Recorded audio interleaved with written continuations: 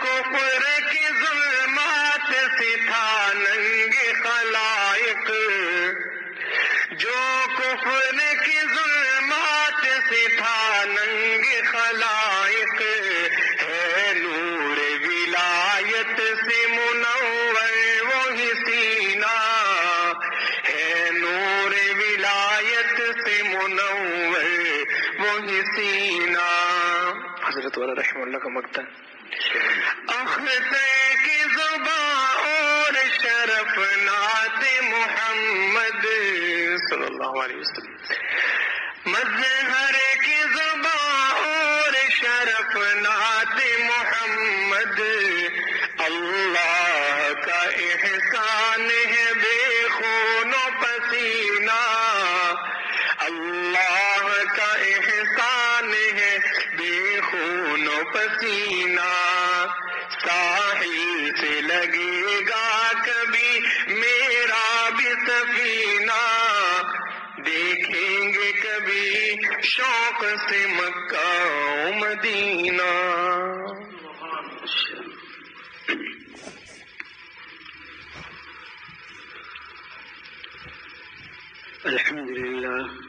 الحمد لله وكفى وسلام على عباده الذين اصطفى، أما بعد، فأعوذ بالله من الشيطان الرجيم، بسم الله الرحمن الرحيم، يا أيها الذين آمنوا اتقوا الله حق تقاته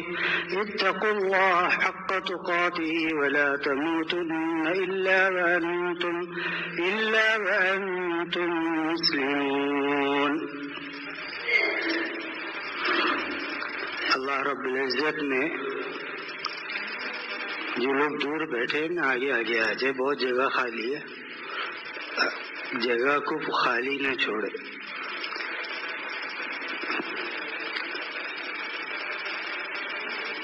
اپنے بندوں کو حکم دیا کہ اللہ سے ڈرو جیسا کہ ڈرنے کا حق ہے، اور جب یہ آیت نازل ہوئی تو صحابہ اکرام ڈر گئے کہ یا رسول اللہ صلی اللہ علیہ وسلم، اللہ کا حق ہم کیسے ادا کر سکتے؟ اللہ تو عظیم ہے، اس سے جس طرح اس کی شان کے مطابق انسان کو ڈرنا چاہیے، ایسے تو ہم نہیں ڈر سکتے۔ تو اللہ نے دوسری آیت نازل فرمائی، تو میں ڈرنا تمہیں کہاں سے حاصل ہوگا؟ کونوا مع الصادقین، نیک لوگوں کی صحبت سے تمہارے اندر ڈر پیدا ہوگا، نہیں بھی ہے تو بھی پیدا ہوگا۔ دیکھیں قرآن کریم کا جو پورا خلاصہ ہے وہ خلاصہ دو چیزوں پر ہے۔ نمبر ایک، لوگوں کو اور بندوں کو جہنم سے دور کرنا، اور نمبر دو، جنت کا راستہ دکھلانا۔ یہ پورا قرآن کریم کا خلاصہ یہی ہے۔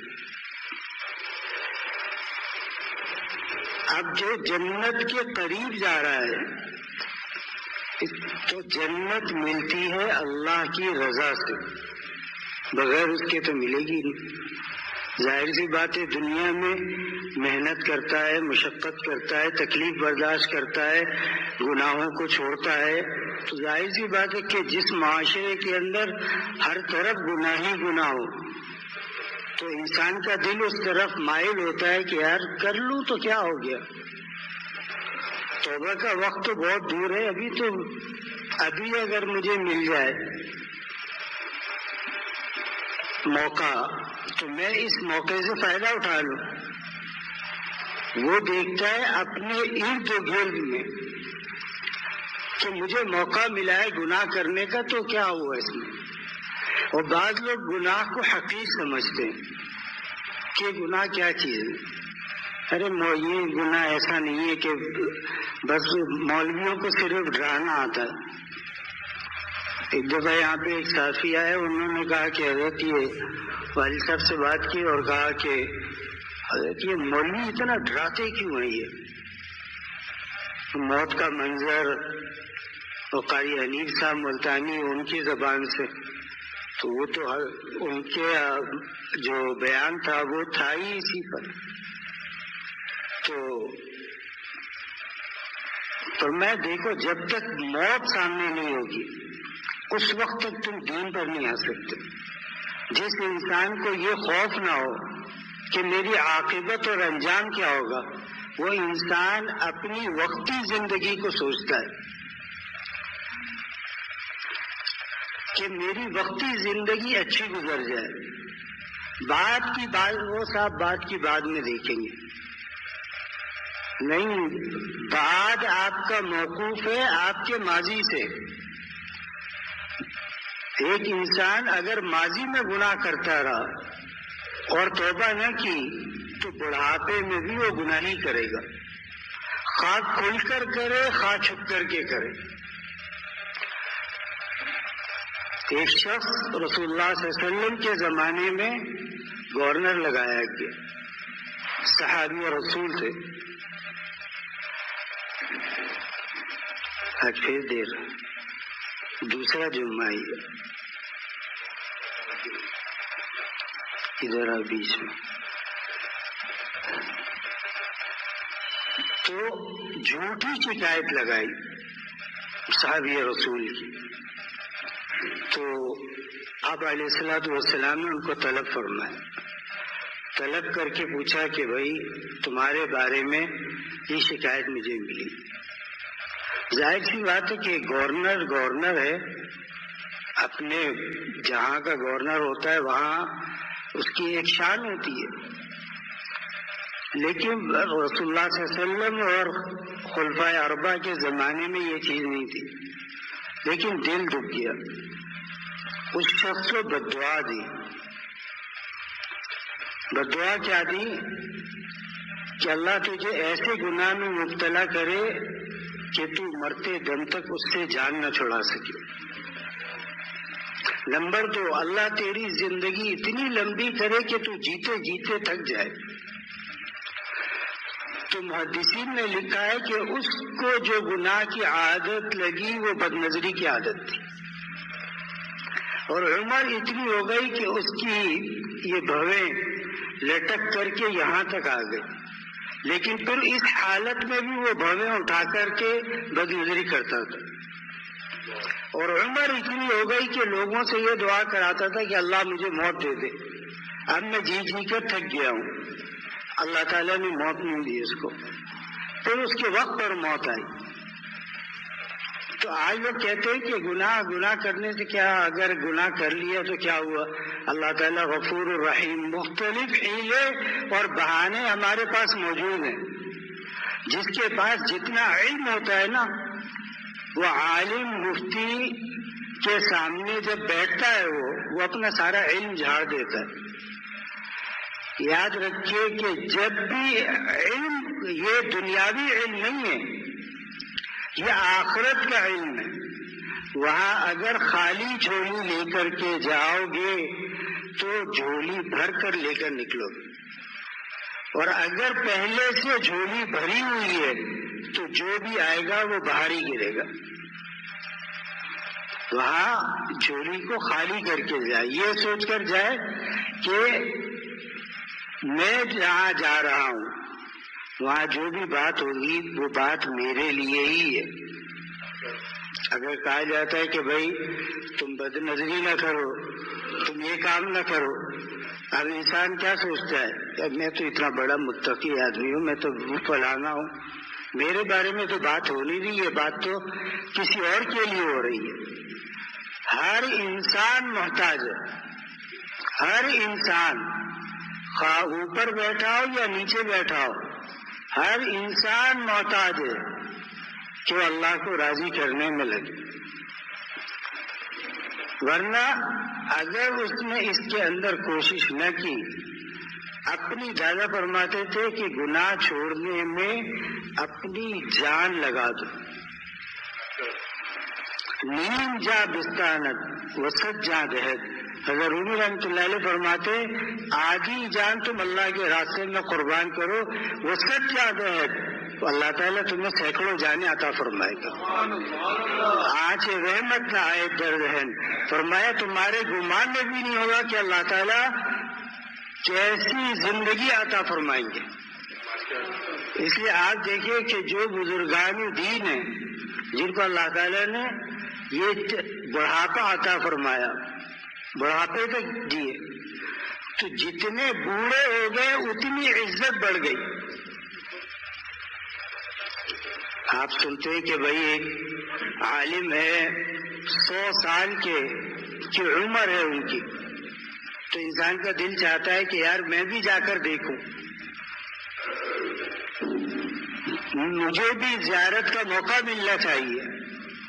اہل دنیا کیا کرتے, بولے یار بوڑھے ہو گئے, اب ان کو سمجھ کچھ آتا نہیں, سنتے یہ نہیں ہے اور باتیں سناتے ہیں, ان کو جو ہے اولڈ ہاؤس کے اندر ڈالا. یہ ہے دنیا اور آخرت کا فرق, دیندار کا اور بے دین کا فرق. بے دین جب بوڑھا ہوتا ہے اس کی وقت اور کم ہو جاتی ہے, اور دیندار جب بوڑھا ہوتا ہے اللہ تعالیٰ اس کی وقت کو اور زیادہ بڑھا دیتے.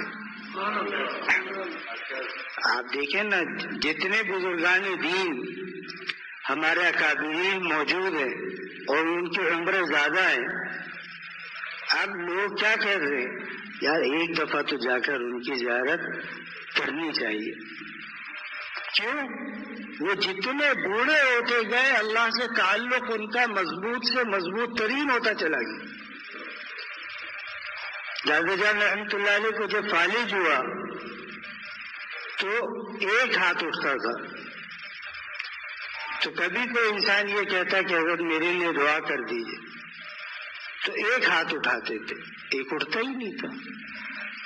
اس ایک ہاتھ سے اللہ تعالی لوگوں کے کام بنا دیتے تھے جو 2 ہاتھ سے اٹھانے سے نہیں بنے. وجہ کیا تھی؟ وجہ یہی تھی کہ انہوں نے دین کے اوپر ثابت قدم رہی,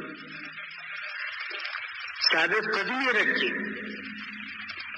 تو ایک ہاتھ اللہ ایک ہاتھ والے کی بھی سنتا ہے, اور دونوں ہاتھ نہ ہو تو زبان سے نکلا ہوا جملہ بھی اللہ تعالیٰ اس کو بھی سنتا ہے.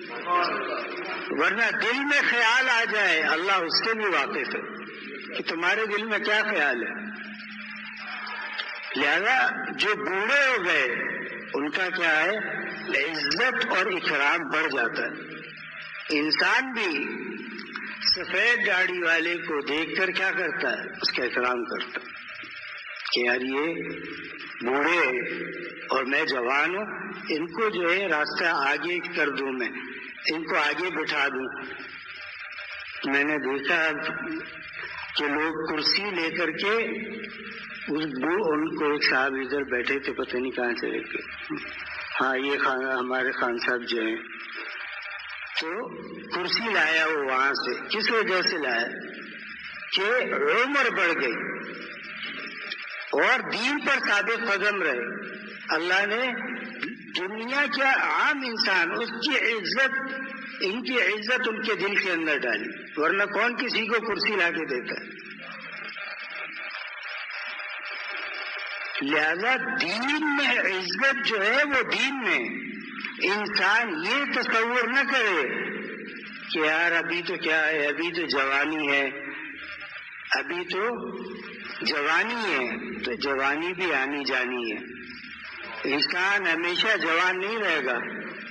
اسی لیے ہمارے یہاں جو ہے ایک مقولہ مشہور, بلکہ قانون نحو کا, کہ قرآن کریم کے اندر اور احادیث کے اندر 3 جملے ایسے ہیں کہ جن کو کاش سے بیان کیا گیا. تو اس کی مثال کیا دی گئی ہے, تو میں جب انسان بوڑھا ہو جاتا ہے نا تو کہتا ہے لیت الشباب یعود, کاش کہ میری جوانی واپس آ جائے. تو میں تیری جوانی واپس نہیں آئی. بوڑھا ہو گیا بوڑھا ہی رہے گا, ضعیف ہو گیا ضعیف ہی رہے گا. کیوں؟ جوانی کا تجھے وقت اللہ نے دیا تھا، اس وقت کیوں نہیں سمجھ آئی؟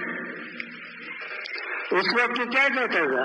بھائی موبائل بند کر لے، مسجد کے ادب کے خلاف۔ رسول اللہ صلی اللہ علیہ وسلم فرمایا قرب قیامت کے اندر یہ باجے مساجد کے اندر بجا کریں گے۔ صحابہ چونک پڑے، یا رسول اللہ ایسا کیسے ہوگا؟ آج ہم دیکھ رہے ہیں۔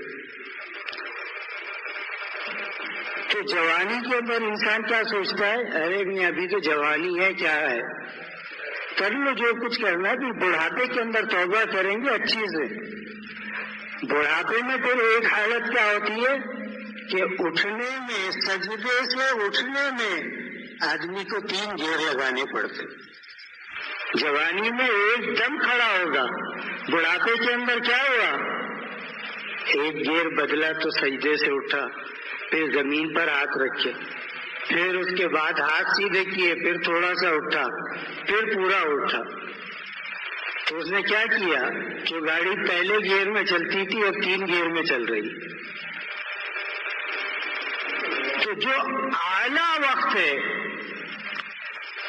زیادہ فرماتے تھے کہ اعلیٰ اپنی زندگی کا اعلیٰ حصہ اللہ کو دے دو، پھر جب تمہاری زندگی کا ادنا حصہ آئے گا اللہ تعالیٰ اس کو بھی اعلیٰ بنا دے گا۔ یعنی جب تم بوڑھے ہو جاؤ گے، تمہارے پاس ہمت نہیں ہے، قدرت نہیں ہے، طاقت نہیں ہے، تو بھی اللہ تعالیٰ لوگوں کی دلوں میں تمہارے لیے محبت ڈال دے گی، مقبول ہو جاؤ گے۔ لیکن اپنی جوانی کو ضائع مت کر۔ کیوں؟ جوانی کے اندر قوت موجود ہے۔ چاہے تو اب کیا ہے، موبائل لے کر کے بیٹھے، وقت ضائع کر رہے۔ آج کے موبائل کے اندر دنیا کی، کہتے پوری دنیا آپ کی ایک انگلی کے نیچے ہے۔ اگر قیامت کے دن یہ انگلی ہی خالی پکڑ لی گئی تو انسان کو پتہ لگ جائے گا کہ کیا کر۔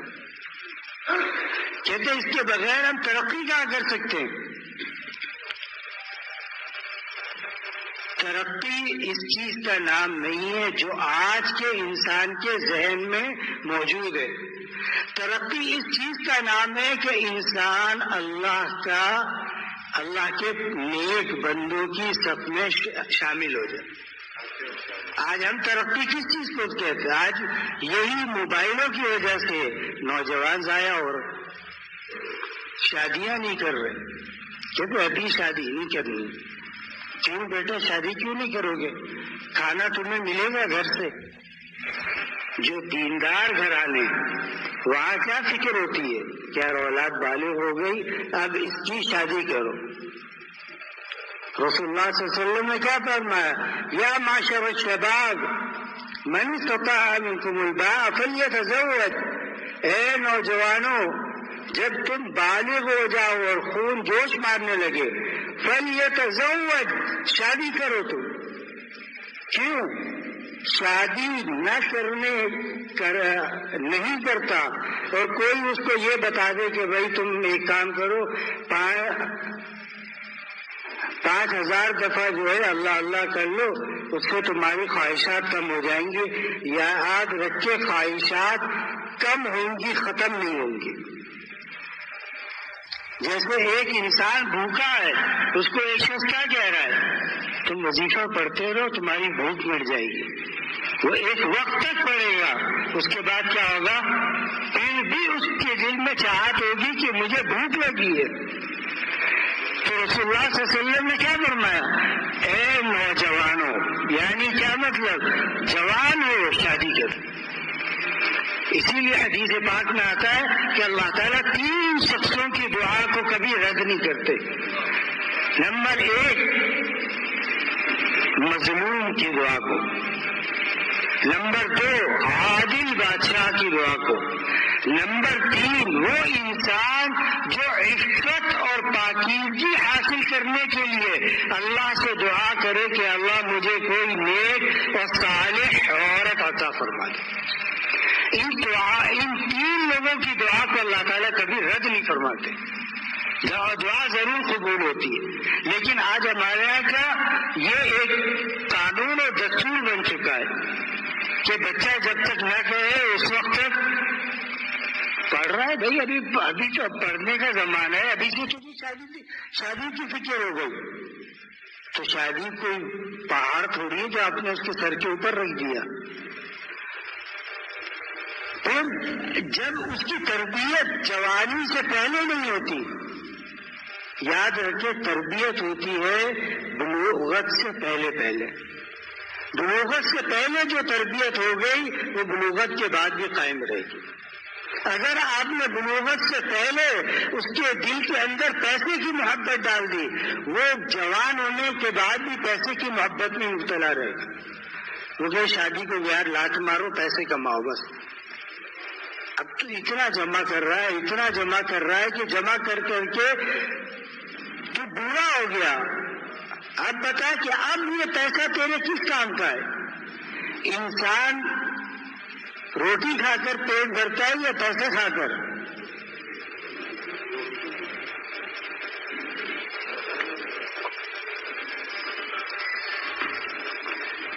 اور روٹی دینے کی ذمہ داری، رزق کی ذمہ داری کس کی ہے؟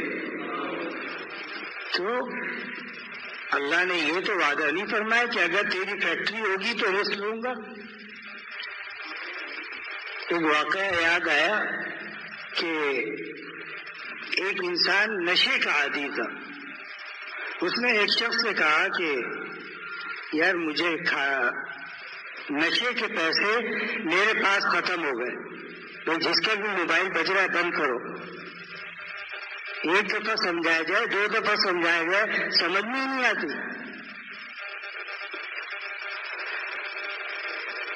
تو اس نے کہا کہ مجھے نشہ کرا دے، نشے کے پیسے میرے پاس ختم ہو چکے. اس نے کہا دیکھ نشہ تو میں نہیں کراؤں گا تجھے، ہاں کھانا کہتا ہے تو کھانا کھلا دیتا ہوں. ظاہر سی بات ہے کہ نشہ بری چیز ہے.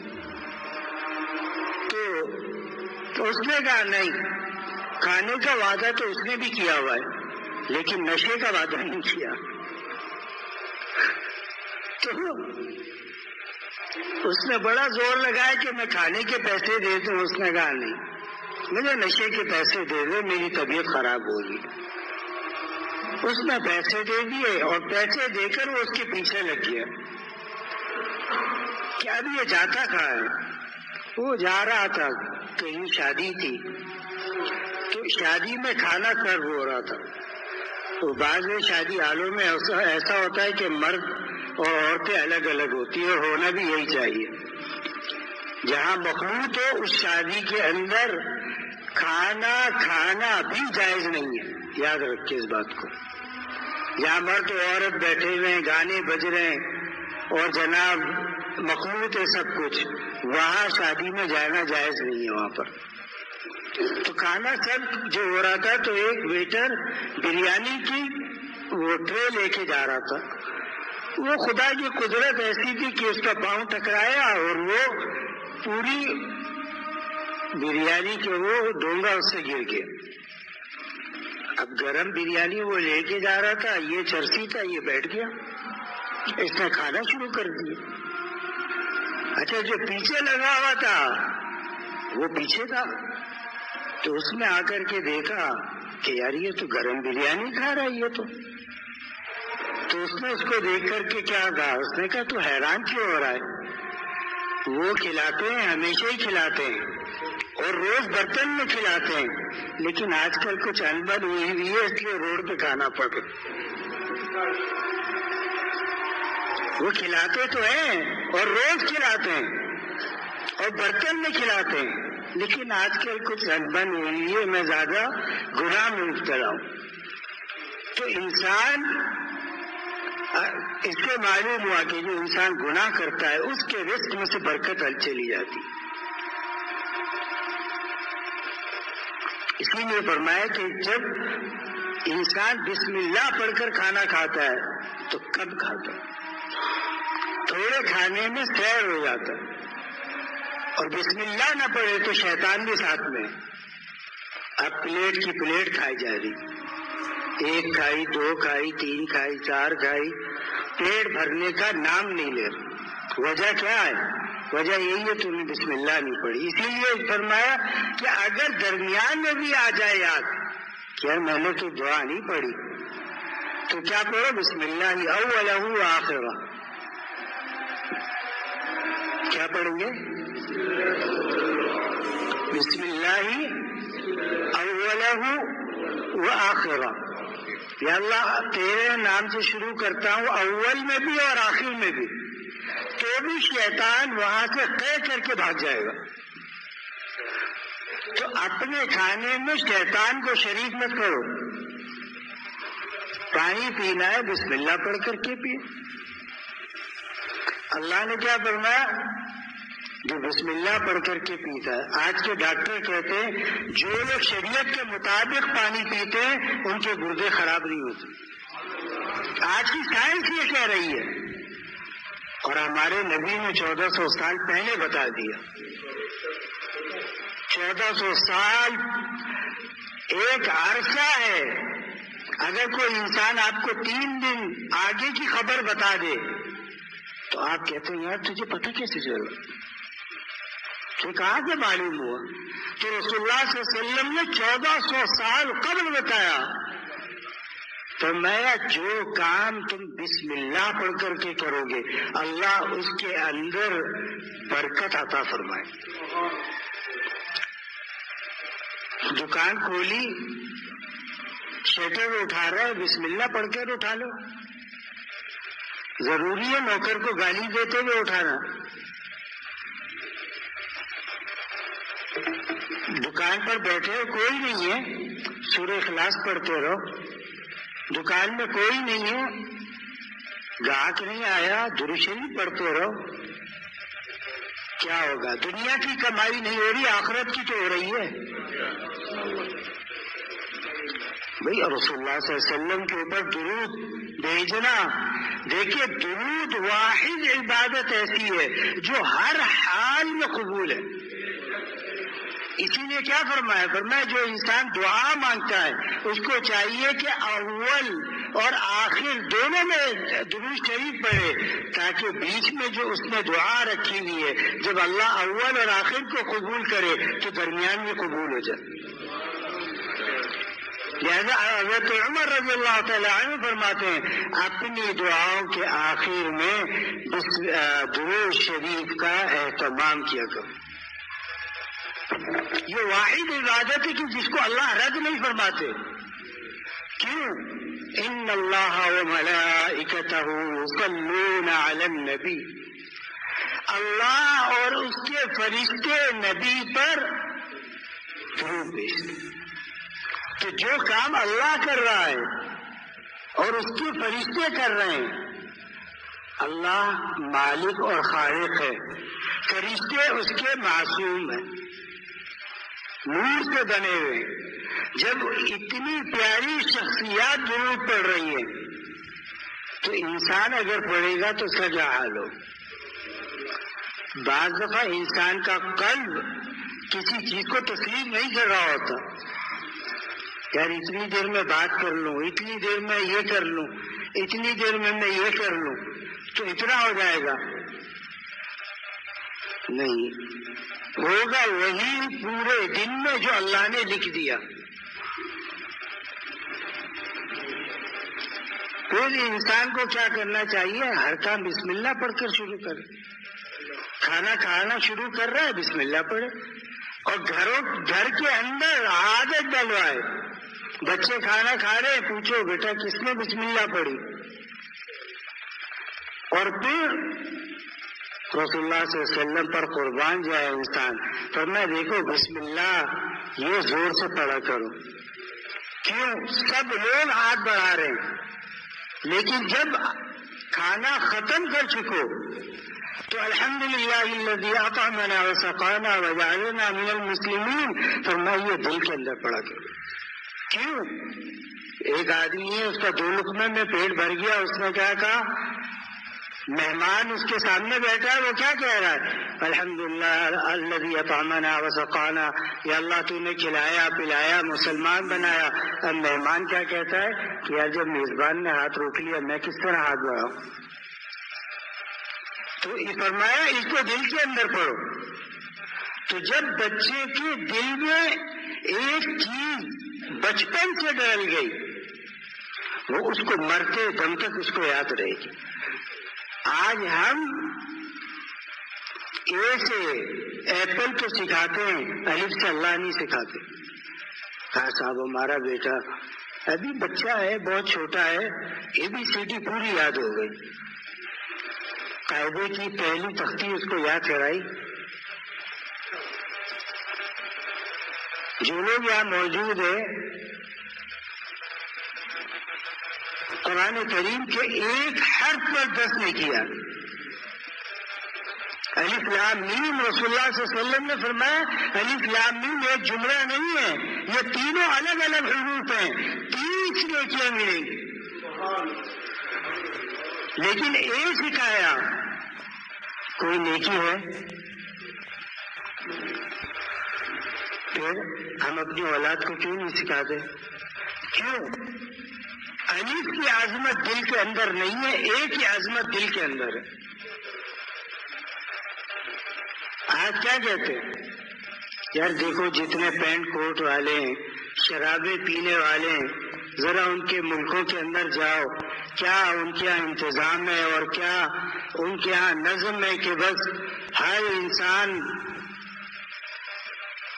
اپنی ترتیب کے اندر چل رہا ہے۔ یاد رکھے دادا جان رحمۃ اللہ علیہ نے فرمایا کہ جب میں انگلینڈ گیا تو وہاں پر یہ تھا کہ جس شخص کو اخبار لینا ہوتا تو اخبار کی دکان پر آدمی نہیں ہوتا تھا، تو لوگ پیسہ رکھ کے اخبار اٹھا لیتے۔ تو ایک صاحب کے منہ سے یہ نکل گیا، حضرت ان کی یہ دیکھے چیز، یہ ہے چیز کہ کوئی انسان نہیں ہے، اس کے باوجود اس نے پیسے رکھ کر اخبار اٹھایا ہے۔ اور ہمارا پاکستان ہوتا تو سارا ایک ہی آدمی اٹھا کے لے جاتا، بیچ دیتا، چوری کر لیتا۔ ان کے وہ مرعوب تھا۔ دادا نے فرمایا یہ بتاؤ کہ چڑیا کی بیٹ گندگی وہ زیادہ ہے یا ہاتھی کی؟ تو ظاہر سی بات ہے ہاتھی جتنا بڑا ہے تو اس کی گندگی بھی اتنی بڑی ہے۔ فرمایا کفر جو ہے نا وہ ہاتھی کی گندگی۔ کیوں؟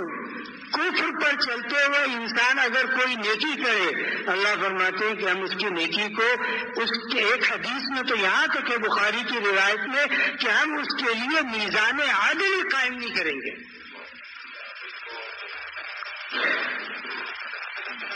جو کافر ہے اور ایک مسلمان ہے، فاسق ہے، فاجر ہے، اللہ تعالیٰ اس کے لیے بھی قیامت کے دن میزان عادل قائم کریں گے۔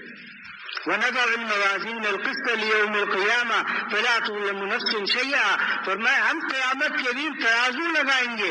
حالانکہ اللہ تعالیٰ اس کے پاک ہے، اللہ کو انسان کا بچپن بھی پتا ہے، جوانی بھی پتا ہے، بڑھاپا بھی پتا ہے، اس کے باوجود اللہ کہہ رہے ہیں ہم میزان عادل لگائیں گے، لوگوں کے اعمال تولے جائیں گے، جس کا جو پلڑا بھاری ہوگا اس کے مطابق ہم فیصلہ کریں گے۔ ارے اللہ کو تو معلوم تھا، اللہ فرماتے بھائی تم 4 بڑے نیکو جنت میں جاؤ، تمہاری ساری چیزیں مجھے معلوم ہے، لیکن قیامت کے دن اللہ نے کس لیے مقرر فرمایا؟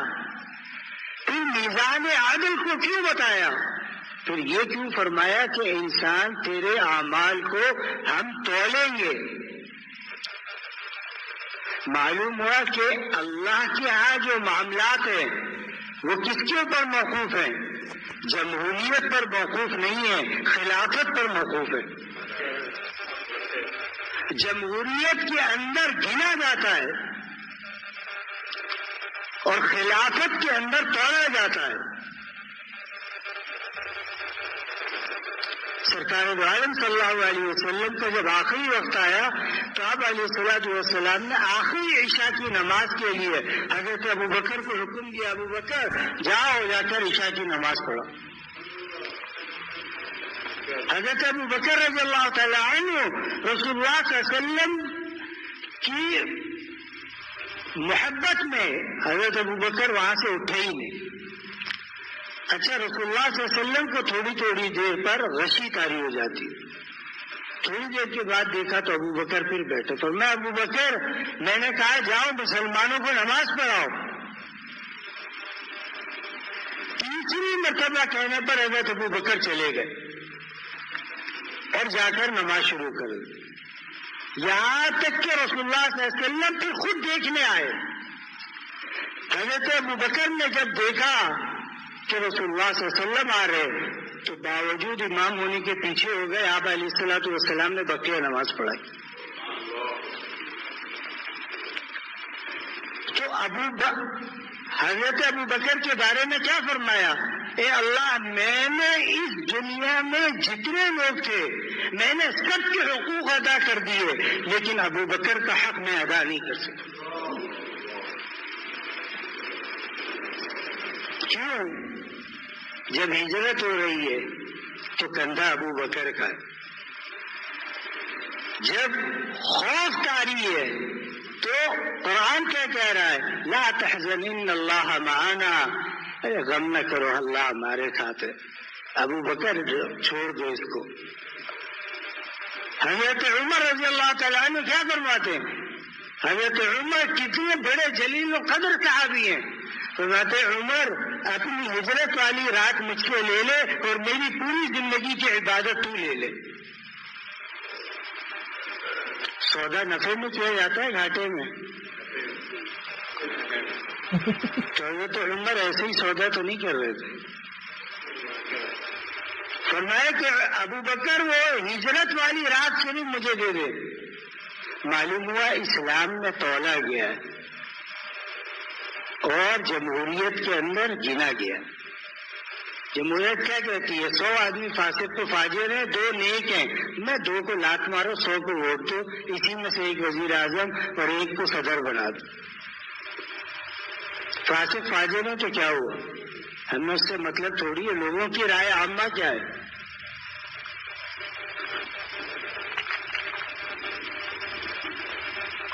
اسلام کہتا ہے رائے عامہ کچھ بھی ہو. اگر یہ چیز تھی تو رسول اللہ صلی اللہ علیہ وسلم کی نبوت چلتی ہی نہیں، کیونکہ نبوت رسول اللہ صلی اللہ علیہ وسلم پر جب آپ کو نبی بنایا گیا آپ واحد تھے. حق پر تھے نہیں تھے؟ بولو بھائی، اتنے تو آواز نکلنی چاہیے. کھانے کھا کے آئے، ناشتہ کر کے. حق پر تھے یا نہیں تھے؟ پورا مکہ مخالف ہو گیا. یہاں تک کہ سگا چچا وہ بھی مخالف ہو گیا. اپنے پرائے سب خلاف ہو گئے. یہ کون سا دین لے کر کے آ گیا تو؟ خلافت تجھے کیسے مل گئی؟ لیکن اللہ نے اس ایک نبی سے سب سے پہلے جو اسلام لائی وہ حضرت خدیجہ رضی اللہ تعالی عنہا. آج عورتیں کہتی ہیں نا کہ عورتوں کا مقام کیا ہے؟ تمہارا مقام یہ ہے کہ سب سے پہلے ایمان لانے والی عورت حضرت خدیجہ ہے، اور دین اسلام کے اندر سب سے پہلی شہادت جس کی ہوئی وہ حضرت سمیہ رضی اللہ تعالیٰ عنہ ہے. لوگ کم واقف ہیں. اللہ نے اتنا بڑا درجہ دیا. عورت کو کیا کہا؟ یہ تمہاری ماں، تمہاری جنت تمہاری ماں کے قدموں میں. اللہ نے تجھے اتنی فضیلت دی. آج تجھے اتنی غیرت نہیں ہے کہ تو اپنا لباس پورا پہن کر بازار کے اندر جائے. ماں کو تو دوپٹہ بھی اوڑھنا پڑتا ہے، کپڑے بھی اس کے صحیح ہیں. بیٹی چڈی کے اندر اور ایک بنیان کے اندر بازار میں گھوم رہی ہے. اب لوگ دیکھ رہے ہیں، وہ کہہ رہے ہیں ہاں یہ تو جو بڑے لوگ ہوتے ہیں نا ان کا یہی ہوتا ہے. یہ بڑے لوگوں کا نہیں. قیامت کے دن جب ڈالا جائے گا جہنم میں تو انسان کیا تمنا کرے گا؟ اس وقت جہنم کے دروازے کو دعائے گا وہ کہے گا اللہ سے کہ ایک کچھ حصے کے لیے ایک دن کے اللہ مجھے دنیا میں بھیج دے، اللہ تعالیٰ مجھے دنیا میں بھیج دے، میں اس کے بعد ایک لمحہ بھی گناہ نہیں کروں گا۔ تو دروغہ جہنم کیا کہے گا؟ اپنا منہ بند رکھ، تجھے اللہ نے وقت دیا تھا، نبی بھیجا تھا، کتاب نازل کی تھی، اس وقت تو نے عمل کیوں نہیں کیا؟ آج دوستو حیات ہے، معلوم نہیں کل ہم زندہ ہیں یا نہیں ہے، کرنے کا وقت ہے، آج ہی کرنا ہے، توبہ کرنی ہے، ارادہ کرے کہ ابھی توبہ کرتا ہوں، نیک صالح بننا ہے، ارادہ کرے کہ میں نیک بنوں گا، کیوں؟ اللہ راضی ہوگا۔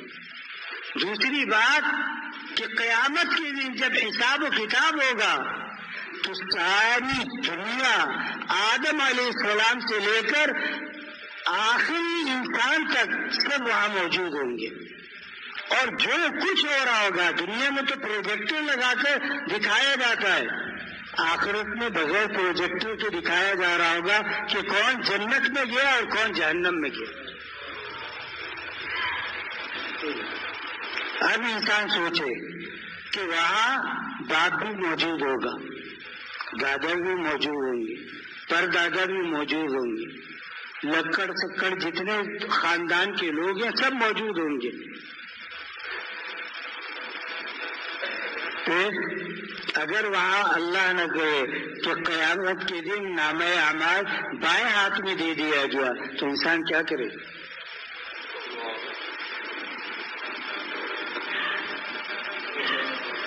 اب سوائے سر پٹکنے کے کچھ بھی نہیں ہے۔ اللہ نے فرمایا دنیا میں بھیجا ہے کمانے کے لیے۔ ایک انسان دکان کھولے اور دکان کھول کر سامنے شطرنج رکھ کے کھیلنا شروع ہو جائے اور جو آئے کہ بھائی اگلی دکان سے لے لو، تو باپ اس سے دکان واپس لیتا ہے یا نہیں؟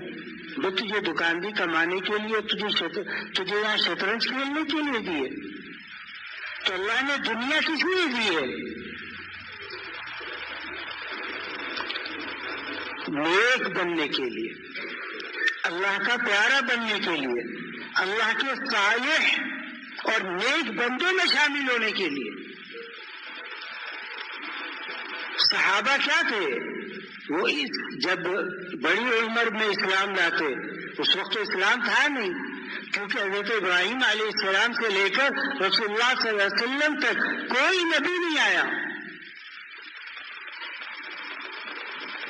تو اس زمانے کے اندر جو لوگ تھے وہ دین کو تلاش کرتے تھے کہ دین ہوتا ہم اس کے اوپر عمل کرتے، لیکن اللہ نے کوئی نبی نہیں بھیجا۔ آخری نبی صلی اللہ علیہ وسلم اللہ کے آپ کو آخری نبی بنا کر کے بھیجا۔ آج لوگ کہتے ہیں مولانا آپ لوگ تو قادیانیوں کو کافر کہتے ہیں، آپ لوگ قادیانیوں کو کافر کہتے ہیں۔ قادیانی کیسے کافر ہوا؟ جو ہمارے نبی کے آخری نبی ہونے کا مطلب نہیں جانتا اور اس کو نہیں مانتا وہ کافر ہے۔ بات سیدھی سی ہے، 100 کی ایک بات۔ ایک ہے دلائل سے ثابت کرنا، دلائل کو انسان ایک طرف رکھے اور کیا کہے کہ دنیا کے جتنے بھی دلائل ہیں وہ سب میرے سامنے ایک ہے، میرا نبی ہے تو آخری نبی سید المرسلین رسول اللہ صلی اللہ علیہ وسلم۔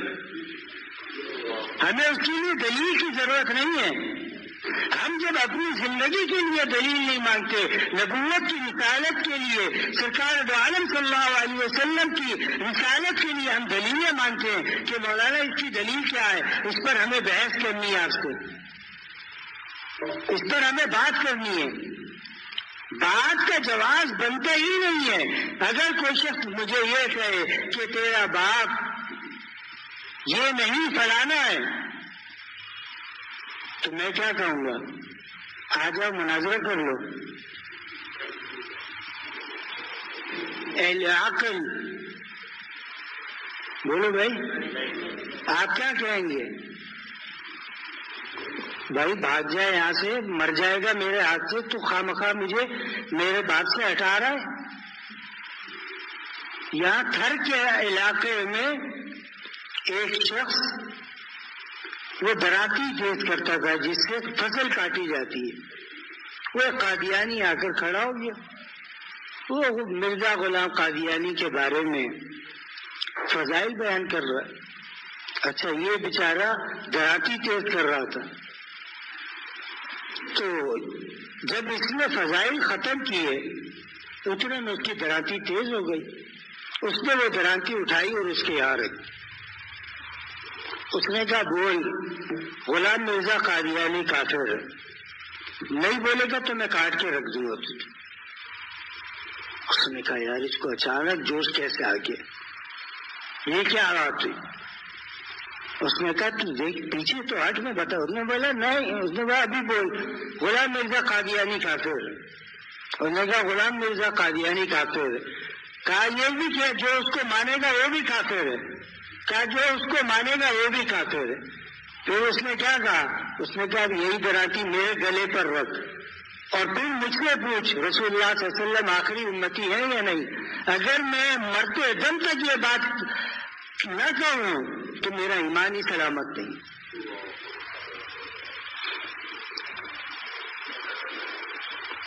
تو سرکار دو عالم صلی اللہ علیہ وسلم تک، حضرت ابراہیم علیہ السلام تک کوئی دوسرا نبی نہیں آیا. تو لوگوں نے کوئی شرک کے اندر مبتلا ہو گیا، کوئی چاند کی پوجا کرنے لگ گیا، کوئی کواکب اور ستاروں کی پوجا کرنے لگ گیا. ہر شخص اپنی جگہ. پھر جب رسول اللہ صلی اللہ علیہ وسلم ایمان نے نبوت کا اعلان کیا تب کفار کو بڑا برا لگا کہ یہ نبی جس کے نہ ماں ہے نہ باپ ہے نہ کوئی ہے، لیکن اللہ تعالیٰ نے جو بھی نبی دنیا کے اندر بھیجا ہے اللہ تعالیٰ نے ظاہراً اور باطناً دونوں لحاظ سے اس کو اعلیٰ بنایا. نبی کبھی بدصورت نہیں ہوگا، نبی کبھی سخاوت سے خالی نہیں ہوگا، نبی کبھی بزدل نہیں ہوگا. اللہ نے انبیاء کا خاصہ یہ رکھا ہے کہ جتنی برائیاں ہیں وہ انبیاء کے اندر نہیں ہیں. کیوں؟ انبیاء معصوم ہیں، اولیاء محفوظ ہیں. محفوظ کا کیا مطلب ہے؟ بینک کے آگے بھی تو وہی گارڈ کھڑا ہوتا ہے، ڈکیتی پڑتی ہے نہیں پڑتی؟ وہ کیا کرتے ہیں؟ 2 سے 3 کر دیتے ہیں. تو اللہ کا ولی کیا ہے؟ دادا فرماتے تھے کہ ولی کی توبہ بھی ولی والی ہوتی ہے. اس کی توبہ ایسی نہیں ہے ہماری طرح کہ اللہ بس دل ادھر لگا ہوا ہے اللہ ہمارے گناہ معاف کر دے. تو میں جب وہ روتا حضرت جلال الدین رومی رحمۃ اللہ علیہ فرماتے ہیں کہ جب میں روتا ہوں تو میرے ساتھ آسمان روتا. اور فرماتے ہیں کہ جب تم دنیا کے اندر دیکھو کہیں خون پڑا ہے، دیکھے اللہ والوں کی شان، فرمایا یقین کر لینا کہ جلال الدین رومی یہاں رویا ہوگا. یہ حال. آج ہم گناہ کرتے ہیں، ہم ٹس سے مسمی ہوتے ہیں. تو آپ علیہ الصلوۃ والسلام نے کیا فرمایا؟ یا معاشر الشباب من استطاع منکم الباء فلیتزوج. روزہ تم نکاح کرو. آپ نے فرمایا نکاح میں آسانیاں پیدا کرو. آج میرے خیال ایک نکاح بھی ہے نا، تو اس لیے میں یہ اس بات کو دوبارہ واپس لوٹ کے پیچھے گیا ہوں کہ نکاح کو آسان بناؤ. آج نکاح کو مشکل بنا دیا گیا کہ صاحب ہمارے پاس تو فرنیچر کے پیسے نہیں ہیں، ہمارے پاس تو اس چیز کے پیسے نہیں ہیں، ہمارے پاس ولیمہ کرنے کے پیسے نہیں ہیں۔ یاد رکھیے ولیمہ مسنون ہے، کر دیا سنت کا ثواب مل جائے گا۔ اتنا غریب ہے کہ ولیمہ نہیں کر سکتا۔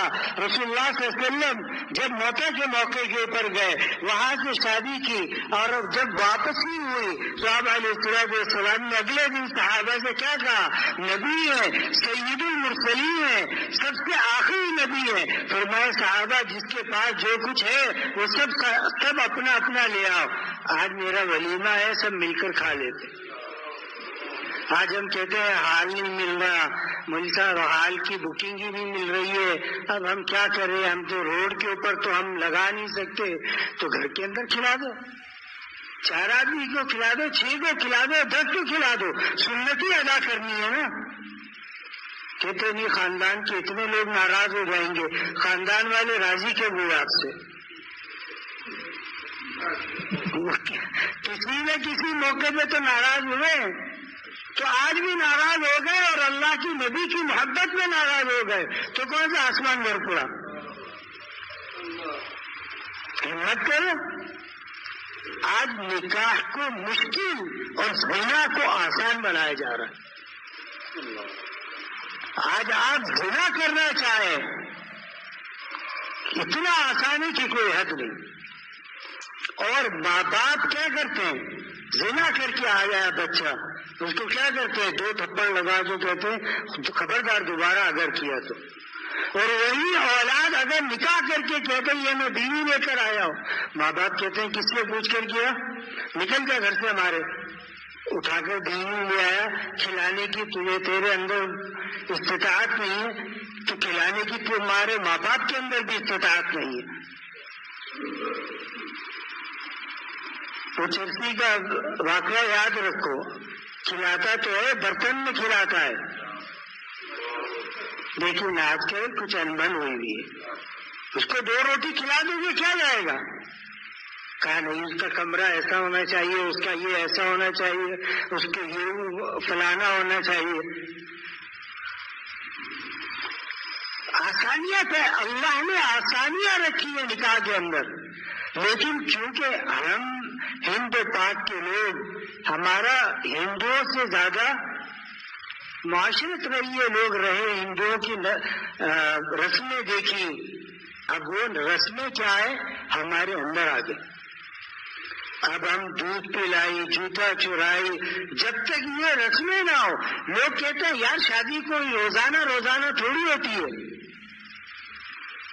ایک دفعہ تو شادی ہوتی ہے، اس کے اندر بھی اگر انسان ایسے ہی سادگی سے منا لے تو کیا کرے؟ تو انسان شادی کیا ہے؟ عبادت ہے۔ شادی کیا ہے؟ رسول اللہ صلی اللہ علیہ وسلم کے پاس صحابہ آئے، فرمایا یا رسول اللہ ہمارا دل چاہتا ہے کہ ہم پہاڑوں کے اندر چلے جائیں اور اللہ کی عبادت کریں، تو میں اللہ کا نبی ہوں، میں کھانا بھی کھاتا ہوں، نکاح بھی کرتا ہوں، تبلیغ بھی کرتا ہوں، تمہارا تزکیہ بھی کرتا ہوں، اللہ نے تمہارے لیے یہ چیز جائز نہیں رکھی۔ وہ کیا کہتے ہیں؟ ارے صاحب ایک ہی دفعہ تو زندگی میں نکاح کرنا ہے، کیوں معیوب بنایا گیا؟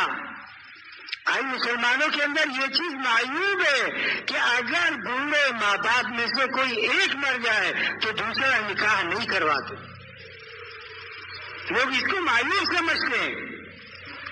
ماں کا انتقال ہو گیا، باپ کا انتقال ہو گیا، تو باپ کو بھی ضرورت ہے کسی عورت کی، صرف تجھے ضرورت نہیں ہے۔ کہا ہم خدمت کر لیں گے، تم کیا خدمت کرو گے؟ اس کا پیشاب پخانا دو گے، 2 دن دو گے، تیسرے دن کہو گے اسپتال کے اندر داخل کر دو۔ جوانی کے اندر انسان کیا ہوتا ہے؟ بیوی مر گئی، شوہر کا انتقال ہو گیا، عورت دوسرا نکاح نہیں کر رہی، خاندان والے کیا کہیں گے؟ عورت میں بھی اللہ نے مادہ رکھا ہے، کس چیز کا؟ ایک فطری مادہ ہے، آپ اس مادے کو کہ نہ کسی وظیفے سے دبا سکتے ہیں، نہ ڈنڈے کے زور سے دبا سکتے ہیں۔ اشارتن کنایتن بات کر رہا ہوں، لیکن بات سمجھ میں آ رہی ہوگی. دیکھو بالغ ہونے کے بعد کیا انسان کے اندر مادہ ہوتا ہے کہ میں نکاح کروں. تو اسی طرح ایک انسان ہے دوسری شادی، بھائی اس کی کیوں حیدار بنا رہے ہو، اس کی دوسری شادی کرا دو. پھر ہر انسان اس کی خدمت نہیں کر سکتا. کیوں؟ اس نے پیشاب کر دیا تو یہ تو اس کا ستر عورت ہے، اور ستر ہر ایک تھوڑی دیکھ سکتا ہے. جب اس کی بیوی ہوگی تو وہ دیکھ لے گی. لوگ اس کو عیبدار سمجھتے ہیں کہ یار ماں کا انتقال ہو گیا، باپ کی دوسری شادی کرا دی. نہیں کراتے. میرے دادا جان رحمۃ اللہ علیہ نے اپنی والدہ کی شادی حضرت شاہ عبد الغنی صاحب پرپوری رحمۃ اللہ علیہ سے اس عمر میں کرائی کہ جب حضرت کی ایک کولہ ٹوٹا ہوا تھا. اور پہلے میری پردادی سے پوچھا کہ میں چاہتا ہوں کہ آپ نکاح کر لیں، یہ رسول اللہ صلی اللہ علیہ وسلم کی سنت ہے. تو میں کس سے؟ تو میں چاہتا ہوں کہ میرے شیخ کی اہلیہ نہیں ہے، آپ انہی سے نکاح کر لیں. پھر حضرت شاہ عبد الغنی صاحب کو بتا پوچھا، نکاح کرا دیے. حالانکہ دونوں بوڑھے تھے. تو دادا نے فرمایا کہ ایک سنت اگر زندہ ہو رہی ہے میں اس کو کیوں چھوڑوں. اصل میں آج کل ہمیں میٹھے کی سنت تو یاد ہے، کڑوی سنت یاد نہیں. آج ہمیں کھانے کے بعد میٹھا چاہیے. کیوں؟ صاحب کھانے کے بعد میٹھا سنت ہے. تو صرف میٹھا سنت نہیں ہے، کڑوا بھی کبھی سنت پر، کڑوی سنت پر بھی عمل کرو. آج ہمارے معاشرے کے اندر جو برائیاں ظاہر ہو رہی ہیں اس کی بے سبب، اس کا جو عین سبب بن رہا ہے وہ فحاشی عریانی. یہ کہاں سے پھیل رہی ہے؟ یہ انہی گھروں سے پھیل رہی ہے. لوگ گناہ کو گناہ ہی نہیں سمجھتے، اس نیکی کو نیکی نہیں سمجھتے. اب وہ بات جس کا نکاح نہیں ہوا اور وہ گناہ ہو گیا، اب وہ بیچارہ کیا ہے، پیشاب کر کے انتظار کر رہا ہے کہ کوئی آئے، میرا بیٹا آئے تو کیا نام ہے مجھے جو ہے نہلا دھلا کر پاک کرے، میں نماز پڑھوں. اس سے اچھا اس کا نکاح کرا دو. بات سمجھ میں آ گئی؟ رسول اللہ صلی اللہ علیہ وسلم نے آگے کیا کرنا فرمایا، فَإِن لَمْ يَسْتَطِعْ، لیکن اگر تم نکاح کی قوت نہیں رکھتے کہ تم اتنا جہیز بھی دے کر یا مکان کے ایک کمرے کے مکان میں کی بھی تمہارے اندر، تو فرمایا فعلیہ بالصوم، پھر تمہارے اوپر روزہ لازم ہے. روزہ رکھو کثرت کے ساتھ. جب روزہ رکھو گے شہوت ٹوٹ جائے گی. میں اس کی ایک آسان مثال دیتا ہوں کہ رمضان کے پہلے 10 روزے ہر انسان تراویح کا کیا کرتا ہے، وہ جوان ہوتا ہے وہ ٹھک کر کے کھڑا ہوتا ہے. پھر دوسرا عاشرہ جب آتا ہے تو ایک گیڑ لگاتا ہے. اب کھڑا ہوگا تو زمین کا سہارا لے گا، کچھ سہارا لے گا. جب تیسرا عاشرہ آتا ہے تو ساری ہڈی نکل چکی ہوتی ہے.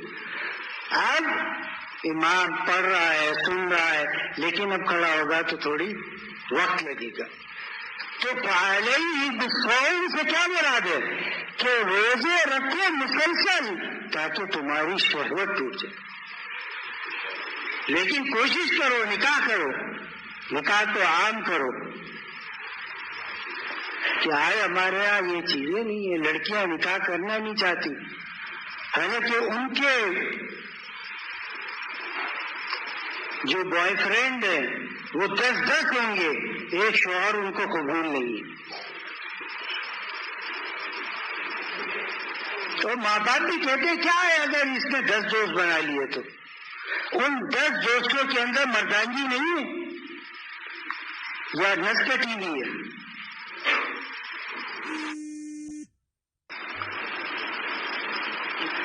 اگر ایسا نہ ہوتا تو اللہ تعالیٰ، اللہ کا نبی پردے کا حکم پر دیتے؟ بولو بھائی، پردے کا حکم کیوں دیا گیا؟ نہ اس کے اندر بھی طاقت ہے، تمہارے اندر بھی طاقت ہے، تم زنا میں مبتلا ہو جاؤ گے۔ تو اللہ تعالیٰ ہمیں عمل کی توفیق عطا فرمائے۔ باتیں تو ہم بہت سنتے ہیں لیکن ہم عمل نہیں کرتے۔ سننے کو تو بہت سن لی، کیونکہ عمل کا جب وقت آتا ہے تو پھر خاندان کی طرف دیکھتے ہیں، معاشرے کی طرف دیکھتے ہیں۔ معاشرہ قبر میں ہمارے ساتھ نہیں جائے گا، خاندان والے ہمارے ساتھ قبر میں نہیں جائیں گے۔ بھائی دولہا جو ہے وہ آگے آ جائیں، صرف دولہا۔ دعا کی درخواست ہے کہ میں میرے گھر والے سارے مسلمان اور سارے انسان 100% اللہ والے بن جائیں، آمین۔ گھر میں جو تعمیرات ہو رہی ہے اللہ اس میں برکت عطا فرمائے۔ ہمارے بھتیجے کو مخالف پارٹی میں جعلی مقدمے میں عدالت سے سزا دلوا دی، اللہ ان کو اس میں کامیابی عطا فرمائے۔ نبیلہ بیٹی سخت بیمار ہے، اللہ صحت عطا فرمائے۔ ایک خاتون بیمار ہے، اللہ ان کو صحت عطا فرمائے۔ شاہد صاحب کو کینسر کی بیماری ہے، اللہ ان کو بھی صحت کاملہ عاجلہ مستمرہ عطا فرمائے۔ لکھا ہے میری بڑے بھائی کی اہلیہ کا آپریشن ہے، اللہ ان کو بھی صحت عطا فرمائے۔ ایک صاحب نے لکھا ہے احمد جمال کا انتقال ہو گیا ہے، اللہ ان کی مغفرت کاملہ عطا فرمائے۔ میری بیٹی کے لیے دعا کریں، اللہ تعالیٰ نیک اولاد عطا کرے، آمین۔ اللہ سب کو نیک اولاد عطا فرمائے۔ سید افتخار عارف آپ ہیں؟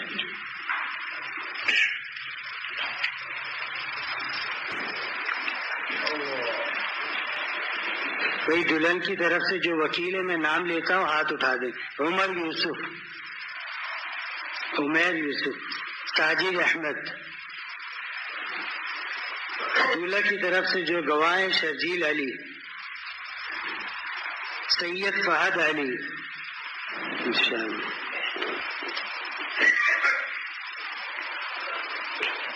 حق مہر 50,000 روپے عند الطلب۔ الحمد لله نحمده ونستعينه ونستغفره ونؤمن به ونتوكل عليه ونعوذ بالله من شرور أنفسنا ومن سيئات أعمالنا، من يهده الله فلا مضل له ومن يضلله فلا هادي له، ونشهد أن لا إله إلا الله وحده لا شريك له، ونشهد أن سيدنا ومولانا محمدا عبده ورسوله، أما بعد فأعوذ بالله من الشيطان الرجيم، بسم الله الرحمن الرحيم، يا أيها الذين آمنوا اتقوا الله حق تقاته، اتقوا الله حق تقاته ولا تموتن إلا وأنتم مسلمون، وقال تعالى يا أيها الناس اتقوا ربكم الذي خلقكم من نفس واحدة وخلق منها زوجها وبث منهما رجالا كثيرا ونساء، واتقوا الله الذي تساءلون به والأرحام إن الله كان عليكم رقيبا، وقال تعالى يا أيها الذين آمنوا اتقوا الله وقولوا قولا سديدا يصلح لكم أعمالكم ويغفر لكم ذنوبكم، ومن يطع الله ورسوله فقد فاز فوزا عظيما، وقال رسول الله صلى الله عليه وسلم النكاح من سنتي، وفي رواية فمن رغب عن سنتي فليس مني، وقال عليه الصلاة والسلام إن أعظم النكاح بركة أيسره مؤونة۔ بات خطبہ مسنہ کے سید افتخار عارف سید عارف علی رضوی، ان کا نکاح طیبہ اظہر بنت اظہر حسین سے، بوکالت اظہر حسین عمیر یوسف ساجد احمد، بشہادت شرجیل علی سید فہد علی، حق مہر 50,000 روپے، سکہ رائج الوقت، کل مہر عند الطلب۔ سید افتخار عارف، میں نے آپ کا نکاح طیبہ اظہر بنت اظہر حسین سے کیا بعوض 50,000 روپے، سکہ راج الوقت عند الطلب۔ کیا آپ نے ان کو اپنے نکاح میں قبول کیا؟ جی قبول کیا۔ بارك الله لك وعليك وجمع بينكما في الخير. الحمد لله رب العالمين والعاقبة للمتقين والصلاة والسلام على سيد الأنبياء والمرسلين نبينا محمد وعلى آله وصحبه أجمعين. اللہ ہمیں دین پر چلنا ہمارے لیے آسان بنا دے. اللہ دین کو ہمارے لیے آسان فرما دے. اللہ رحم و کرم کا معاملہ فرما دے. اللہ نکاح جو سنت کے مطابق ہوا اللہ اس کے اندر برکت عطا فرما دے. اللہ جو مقروض ہیں ان کے قرضوں کی ادائیگی کے لیے اللہ غیر سے انتظام فرما دے. اللہ جن کی بچیوں کے رشتے نہیں ہوئے اللہ ان کو نیک صالح رشتے عطا فرما. یا اللہ جو لڑکے اپنی عفت اور پاک دامنی کے لیے رشتوں کی تلاش میں اللہ ان کو نیک صالح لڑکیاں عطا فرما. اللہ اپنے فضل و کرم سے ہماری جملہ جائز حاجات کو پورا فرما. میرے خالو بیمار اسپتال میں داخل ہیں اللہ ان کو شفا کاملہ عاجلہ مستمرہ عطا فرمائے. اور سارے عالم میں جو بھی بیمار ہیں ظاہری یا باطنی بیماری میں مبتلا ہوں اللہ سب کو شفا کاملہ عاجلہ مستمرہ عطا فرمائے. اللہ رحم و کرم کا معاملہ فرما. یا اللہ یہ نکاح جو سنت کے مطابق مسجد میں ہوا اس نکاح کو باعث برکت بنا. دونوں خاندانوں کے درمیان محبت قائم فرما. نیک صالح اولاد کا ذریعہ بنا. وصلی اللہ تعالی علی خیر خلقہ محمد وعلی آلہ وصحبہ اجمعین برحمتک یا ارحم الراحمین.